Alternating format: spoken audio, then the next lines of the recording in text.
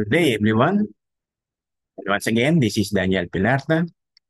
And today we will continue on with our reading on an excerpt from a book entitled Sola Scriptura, co-authored by Joel Bicky and Ray Lanning, particularly on chapter 7 on the transforming power of Scripture and also on the call to transformation. It says here that in recent decades, an endless stream of books and articles has affirmed the infallibility, inerrancy, and authority of the Holy Scriptures. These doctrines are essential to the Church's confession to the truth and authority of God's Word. It is both necessary and comforting to the Christian to know and believe that all Scripture is God-breathed, that every word of every sentence is exhaled by the living God, as articulated in 2 Timothy chapter 3, verse 16. The believer would have no authority of declaring, "Thus saith the Lord," in belief and in practice, if God had not superintended the entire process of the composition of Scripture down to every jot and tittle, as stated in Matthew chapter 5, verse 18. To be trusted wholly, Scripture must be wholly true. Needful though such affirmations are, for many evangelicals, Sola Scriptura has become largely a polemical doctrine used to counter the threats of neo-orthodoxy and liberalism. As a result, evangelicals have been preoccupied with defending their view of Scripture, frequently becoming more involved with articulating what the Word is than with what the Word says and does. The bare affirmation of the infallibility, inerrancy, and authority of the Scripture is not enough for the genuine believer. Scripture is God speaking to us, as a father speaks to his children. In Scripture, God gives us His Word as both a word of truth and a word of power. As a word of truth, we can trust in and rest our all on Scripture for time and eternity. We can also look to Scripture as the source of transforming power used by the Spirit of God to renew our minds. As Protestants and evangelicals, we must complement the defense of the doctrine of biblical inerrancy with a positive demonstration of the transforming power of God's Word.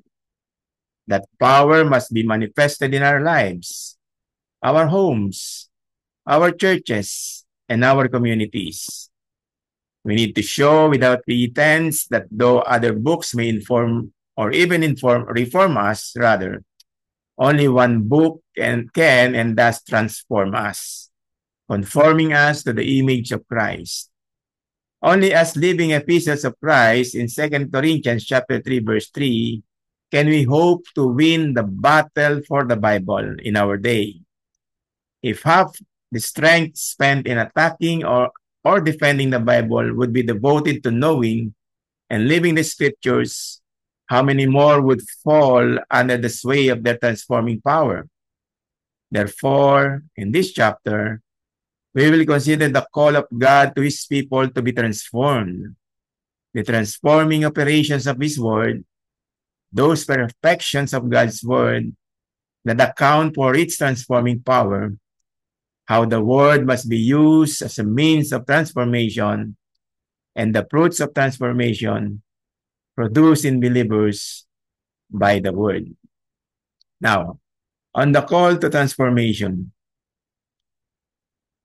it is the good, acceptable, and perfect will of God that His people be transformed.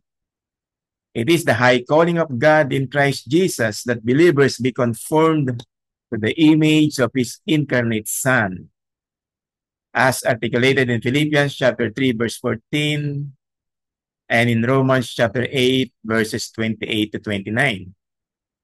This transformation or metamorphosis is to be accomplished by the renewing of their minds. So Paul writes in Romans chapter 12, verse 12, be not conformed to this world, but be transformed by the renewing of your mind, that ye may prove what is that good and acceptable and perfect will of God. What begins as a transformation of the mind is one day to be completed in the transformation or changing of our bodies in a moment, in the twinkling of an eye, at the last trump.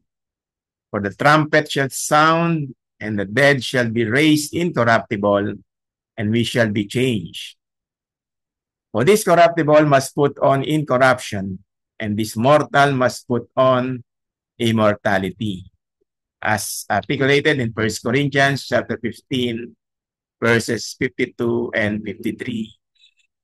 Now, the New Testament ascribes this transformation of God's people to two great divine and supernatural agencies, the Spirit of God and the Word of God. On the one hand, the Apostle Paul says plainly that believers are changed from glory to glory, even as by the Spirit of the Lord. But this happens when, under the preaching of the gospel, they are enabled to see God's glory revealed in Christ. We all, with open face, beholding as in a glass, that is, a mirror or looking glass, the glory of the Lord, are changed into the same image from glory to glory, even as by the Spirit of the Lord, stated in 2 Corinthians chapter 3, verse 18. Consequently, it is not simply by the word, but by the working of the Spirit with the word that the transformation of God's people is accomplished. On the other hand, care must be taken lest anyone be led to think that the word by itself has no transforming power. It is a great blasphemy to exalt the Spirit at the expense of God's word. For God has magnified this word above his name in Psalm chapter 138, verse 2.